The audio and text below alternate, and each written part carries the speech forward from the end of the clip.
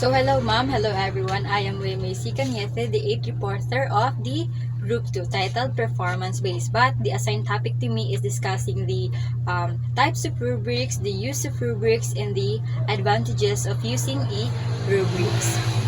So now class, we already have idea what is rubrics and para sa ang rubrics, right? So since we are all encountered rubrics sa atong any kinds of events, ma-outside man or inside, and even sa atong reports, we use rubrics and sa demonstrations, right? Na ginahatag sa atong teacher aron makritik nila ang atuhang performance. So in rubrics class, there are two kinds of rubrics. First is the holistic, and the second one is the analytic rubric. So let's discuss first the holistic rubrics. So it said, holistic rubrics is a type of a rubric that requires the teacher to score an overall process or a product as a whole. Netco and Mertler 2001. This means the evaluator provides the overall quality of the performance of the students by yielding a single score to represent a specific category or accomplishment. Some advantages of holistic rubrics are its simplicity and the ability to provide reasonable summary rating.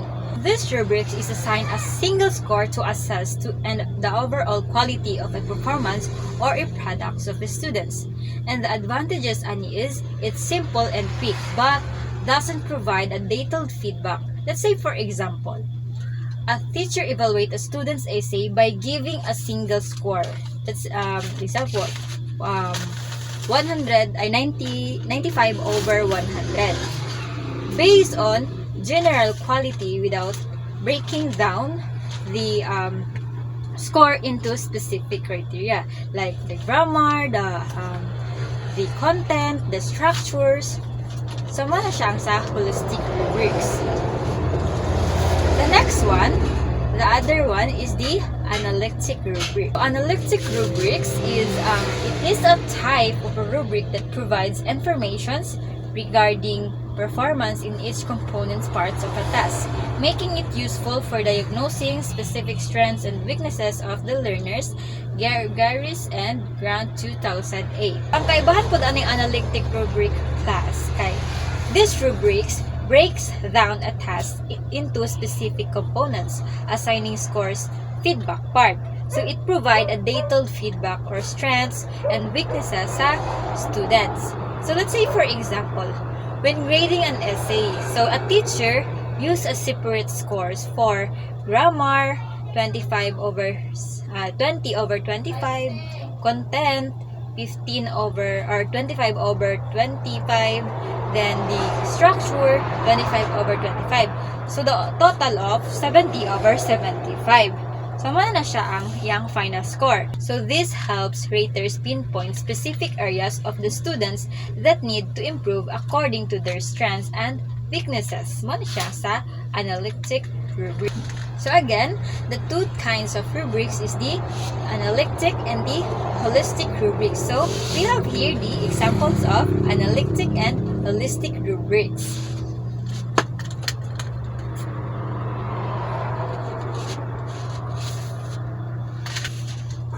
And now we're going to move forward to the uses of rubrics. So who among you here are familiar with Heidi Goodrich?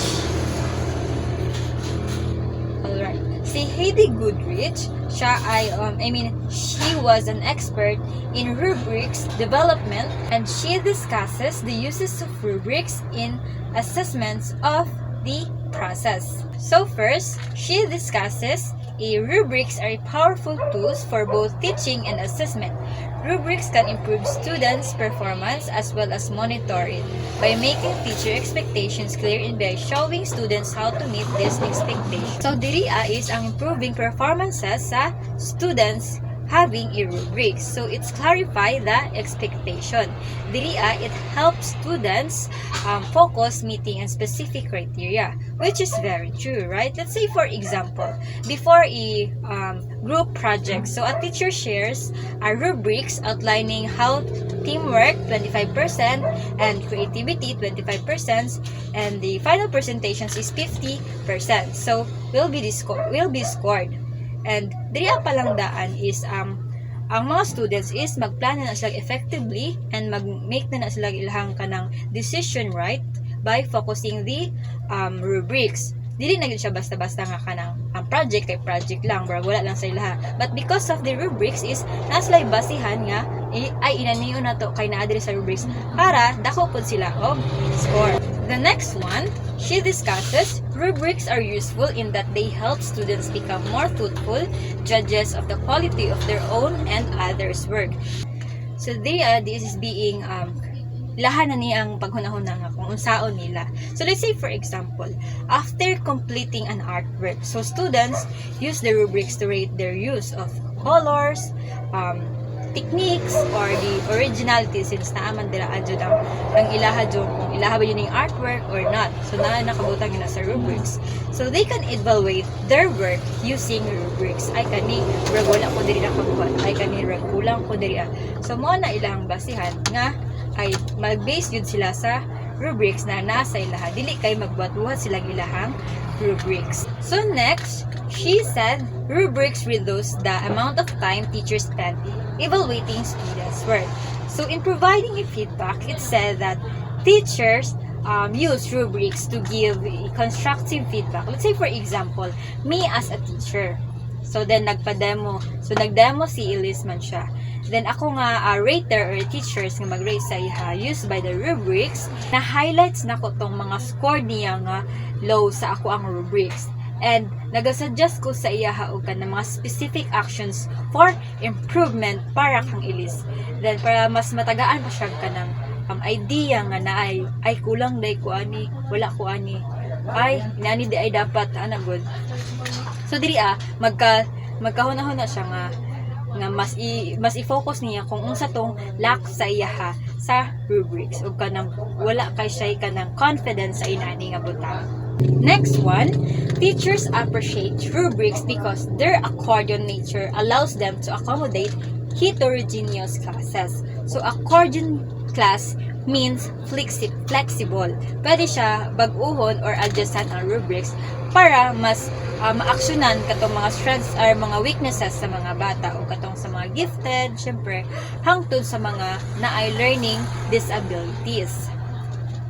Next one, rubrics are easy to use and to explain. Students were able to articulate what they had learned and by the end of the year could be accurate with their evaluations. So rubrics are powerful tool class that simply assessment and help students understand expectations clearly. So naana sila idea and understanding when it comes to paggamit sa rubrics, especially pag improve to, di ba?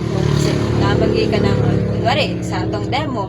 So before natutanaw na tong rubrics, syempre tagaan makakita mo dito sa tong rubrics. So i-check sa gyud nato na daraan kung naabay kanang dapat gyud nato tuunan og pansin. Kay kung dili man gud basta-basta na lang is wala tay kanang gamay tag score sa ato ang teacher or sa mga raters. So mo nang kailangan maging magtanaw pud ta sa ato ang rubrics before ta mo proceed or before nato ipasa ang atong mga projects, essay, good. So let us now move forward to the advantages of using a rubric.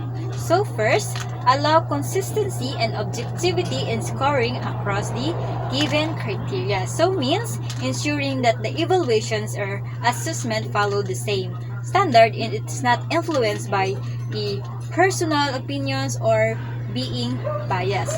Let's say for example, nasulog sa room, si teacher is mag-grading sa essay sa iyang mga students.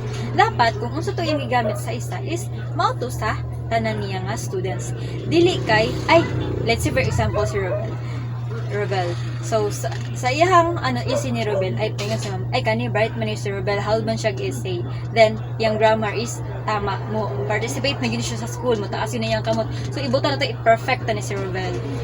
Well the other one nga katong kani dili ni pwede kay gamayon tani kay kanang dili ka siya kanang naga-participate, wala sige nag-cellphone sa school, good.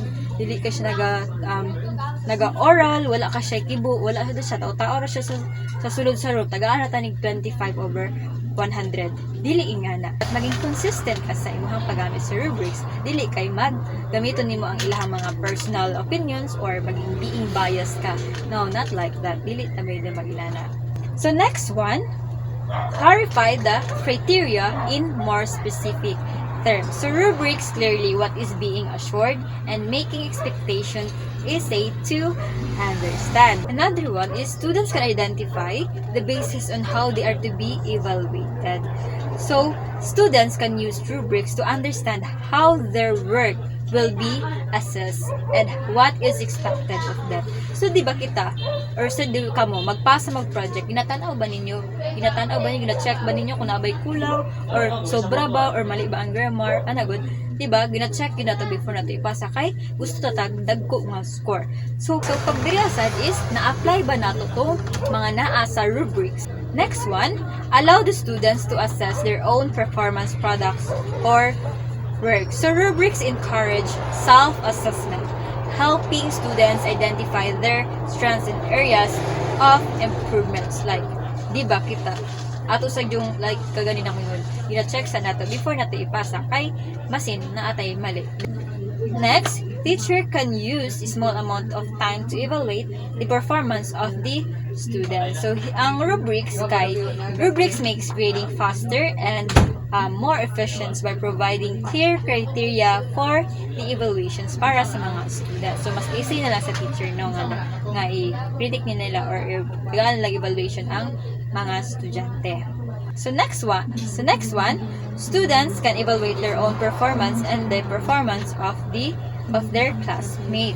So pwede ta mag-evaluate sa atong works o sa atong classmates. Kay kung feeling nimo nga na ay kulang or mali imong grammar, magpa-check jud ta no. Let's say for example, unsa man ni nababay kulang diri napabay dapat idagdag. Maana mo classmate kasargaran or friend nimo nga diri kailangan nimo ni usbon kay brag mali man imong grammar. Diri kulangan ka ni wala nimo na nasabay sa naa sa rubrics. So dapat kato mas ma-adjustan pa siya. Dili na kay siya nga pag ipasa wala gamay lang score kay wala man nimo gitan-aw sa wala pa nimo ipa-check sa imong mga friends or classmates ba diha. The next one, provide specific feedbacks on performance of the students, especially analytic scoring. So unsa ganitong rubrics nga gahatag og detailed feedback, the analytic. So this analytic will help students know exactly where they did well and asa dapat ang mas ma-improve pa sa iyaha. Next, serves as standards when preparing the tasks or activities against its measure and progress is documented. So ang rubrics is na siya set clear na standard to ensure that activities align with the learning goals and progress can be tracked o para dili sad ka maglikoy kay na maka-rubric. So dito na ka mag-bases. Next one, provide students feedback about their strengths and weaknesses according to their performance. So ang rubrics youth class kay it helps students good in areas nga need nila ma-improve kay sa lahang mga weaknesses good. Then og kanang mas motivate sila nga mas anuhan pa ilang confidence sa front. It's because kay na kabalo sila sa